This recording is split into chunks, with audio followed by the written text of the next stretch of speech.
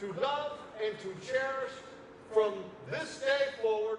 The Supreme Court ruling in June may give gay couples the right to marry, but discussion on the discrimination couples face at the altar is just beginning. I grew up really feeling very afraid that if anybody ever, found out what would happen to me, because it's just that type of thinking that goes on in a lot of churches. Rob Tremble and Scott Mazzaros have been together for 17 years and hope to one day get married at the University Circle United Methodist Church, where they are members.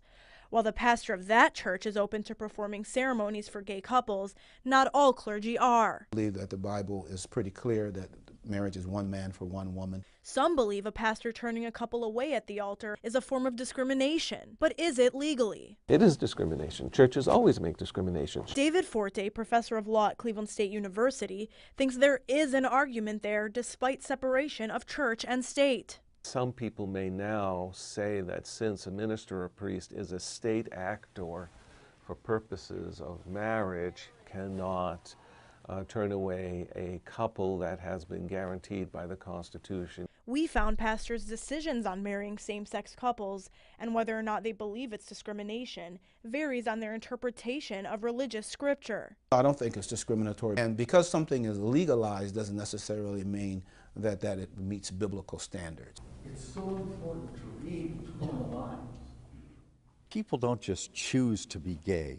And how do we enable folks to relate to each other, love each other, have relationships that last and matter? But some clergy believe being forced to perform the ceremonies would be its own form of discrimination against them. If you force me to do a wedding, then we may talk about discrimination. You're discriminating against my religious views. Forte agrees, but says this debate is not problem-free with the way the law is heading. He even sees possible lawsuits coming forth from couples against churches. But whether or not they'd succeed is a different story.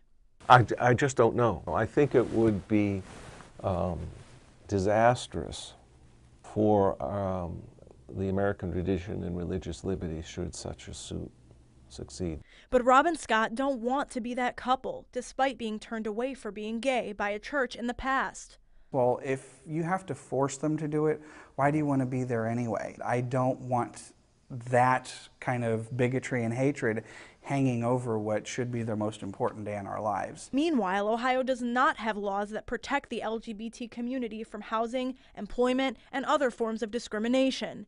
One local pastor thinks that should be the next step.